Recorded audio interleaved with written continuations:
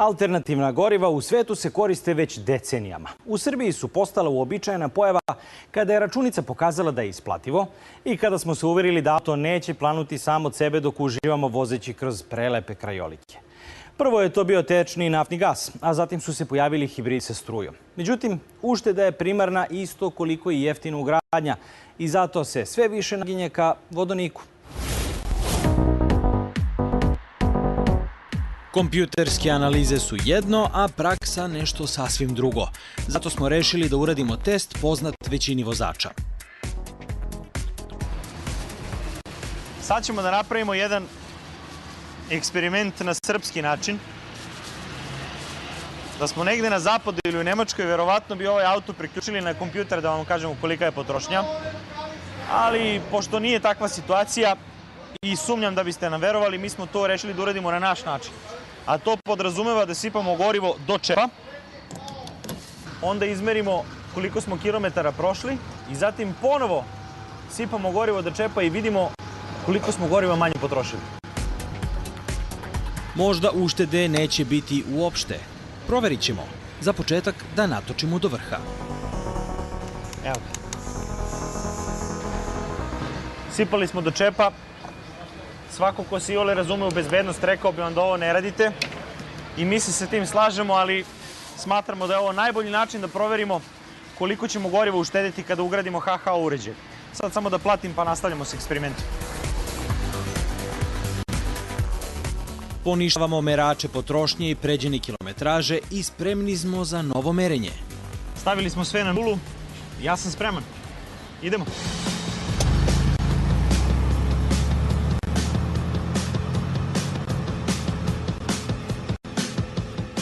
Krenuli smo sa benzinske pumpe Zmaj 1. Gotovo sve vreme ćemo se kretati autoputem. Na isključenju za Šimanovce pravimo polukružno i vraćamo se na autoput, ali ovog puta u pravcu Beograda. Vozimo do prvog isključenja za Beogradsku arenu gde ponovo pravimo polukružno i nastavljamo do početne tačke, benzinske pumpe Zmaj 1. Kružni put dugačak je nešto više od 51 km, pa smo smatrali da je to dobar uzorak.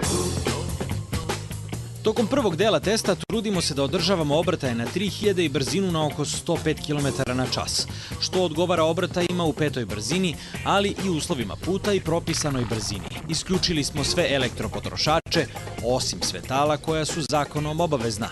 I dok se kontrolišemo da ne pritiskamo papučicu gasa, objasnit ćemo šta tačno znači voziti na vodonik. Počet ćemo od elektrolize, procesa koji se provlači kroz gradivo osnovne škole. Cilj je jednostavan, razbiti molekule vode na sastavne delove, vodonik i kiseonik.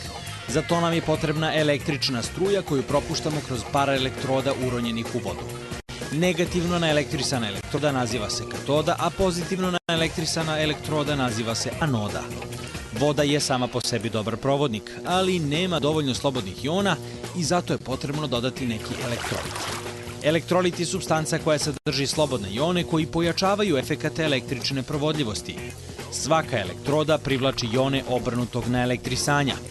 Pozitivno naelektrisani ioni, kationi, kreću se ka katodi, dok negativno naelektrisani ioni, anioni, kreću ka anodi. U procesu raskidanja ionskih veza i njihovom skupljanju kod odgovarajućih elektroda formiraju se željeni elementi ili jedinjenje. Kako to funkcioniše na konkretnom primjeru, pitali smo stručnjaka koji se već godinama bavi proizvodnjom i ugradnjom HHO uređaja. Mi smo iz Galilea. Sve što radi plod je priznatog naučno-istraživačkog rada koji je prvenstveno testirao na ličnom primjeru. Ovde, na ovaj deo, se sipa voda na ovom aparatu i evo mi ćemo sad upravo demonstracije radi da prikažemo, ovo je destilovana voda i evo ja ću da probam destilovanu vodu. I mi želimo da se uverimo da je u pitanju voda. Jeste voda. I evo sipat ćemo u aparat. Znači u aparat ide voda, destilovana voda, a iz aparata dobijemo taj zapaljivi gas. Taj zapaljivi gas je vodonik, a dobija se već pomenutom elektrolizom. Znači uključit ćemo ovaj aparat. Iz ovog aparata, evo ga, to je ovo crevo. Znači iz ovog aparata izlazi taj zapaljivi gas. Međutim, sad je taj gas je bez boje, ukusa i mirisa. Znači to je vodonik i kiseonik gas i on se sad ovde ne vidi. Ali evo mi ćemo sad da ga vidimo ovde u ovoj flaši. Inače ovde je sipan deterđent za sudove da bi dobili penu, da bi mogli da prikažemo u stvari. I ovim balončićima ovde mi imamo zarobljen taj gas. Ovo je taj gas koji ide u motor sa unutrašnjim sagorevanjem goriva. Znači to je taj gas vodonik. Kako zapaljivi vodonik reaguje kada se upumpa u motor sa unutrašnjim sagorevanjem? Evo sad ćemo to slikovito da prikažemo. Vodonik nije nosilac energije, već svojim učešćem u procesu sagorevanja goriva doprinosi većoj iskorišćenosti energije goriva. Samim tim, za isti pređeni put potrebno je manje goriva. A u međuvremenu mi stižemo i do početne tačke.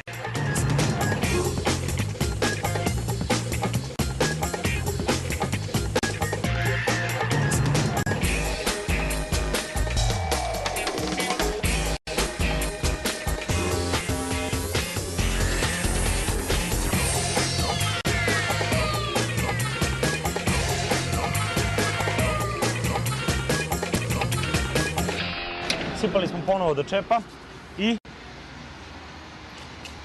u rezervoar je stalo tačno 3,78 litara. Da platimo, pa pravac na ugradnju.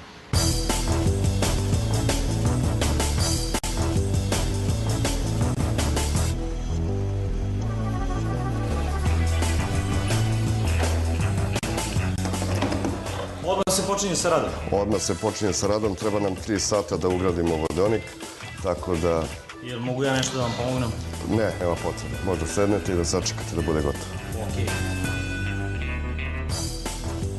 HHO uređaj nije baš mali, ali nije ni prevelik, pa je potrebno pronaći mesto koje neće narušavati estetiku, ali mora da bude i lako dostupno. Malo gore, malo dole. Izbrusiti, iseći, odšrafiti, zašrafiti. Evo, stavili smo ga ovde, ovde mu je odlično mesto. I vjerojatno se neće ni vidjeti. Da, super. Sad još samo provući kablove i povezati čitavu aparaturu. A to znači još malo seckanja, navlačenja, uvlačenja i zavrtanja. Posle smo završili, ne probaj sledeće da ga upališ. Da ima. Ja da stavim plastiku samo ovdje.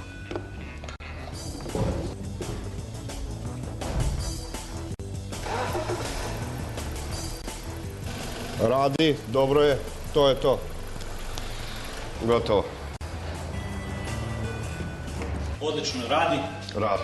Ukoliko se odlučite da ugradite HHO uređaj, nemojte zaboraviti da tražite prateću dokumentaciju, garanciju i specifikaciju za uređaj i ugradnju, jer svaka izmena na kolima podleže kontroli Agencije za bezbednost saobraćaja. A sad pravac benzinska pumpa, da proverimo šta smo uradili i da li HHO uređaj zaista štedi.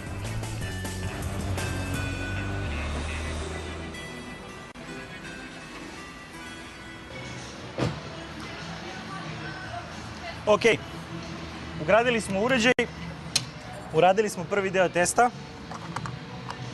sad sledi drugi deo testa. Ponovo točimo do vrha, pravimo isti krug i proveravamo da li smo nešto uštedili.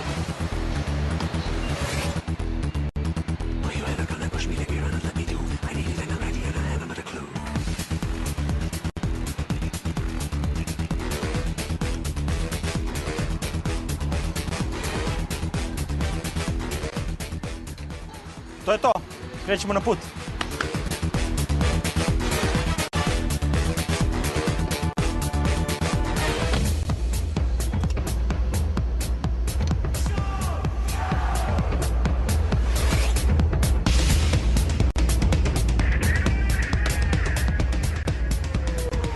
Izašli smo na autoput, postigli smo brzinu od 105-106 km na sat. Broj obrtaja je 3000 obrtaja u minuti. Trudimo se da uslovi budu isti kao kada smo prvi put merili potrošnju.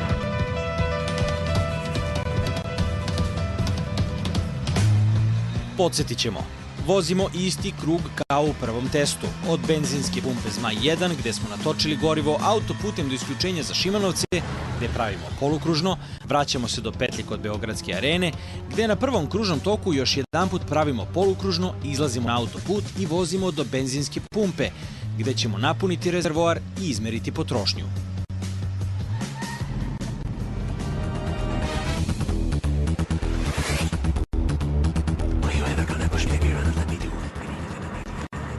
I dok se vozimo i kontrolišemo potrošnju, evo još nekih savjeta kako najlakše možete uštediti gorivo. Za početak redovno provjeravajte pritisak vazduha u gumama, jer ispumpane gume kao i prepumpane gume samo doprinose većoj potrošnji. Ukoliko imate klima uređaj, možda je bolje da bude uključen nego da budu otvoreni prozori. Otvoreni prozori stvaraju velike turbulencije vazduha i samim tim utiču na aerodinamiku automobila, što dovodi do veće potrošnje. Koliko da znate, svaki potrošač električne energije u kolima, ukoliko je uključen, takođe utiče na potrošnju goriva. Stigli smo do pumpe.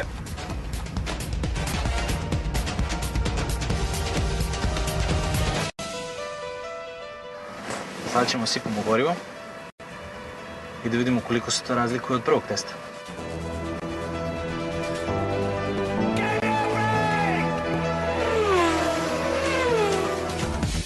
Test smo započeli pomalo skeptični, ali na samom kraju ispostavilo se da je ušteda tačno koliko proizvođač i obećava, između 20 i 30%.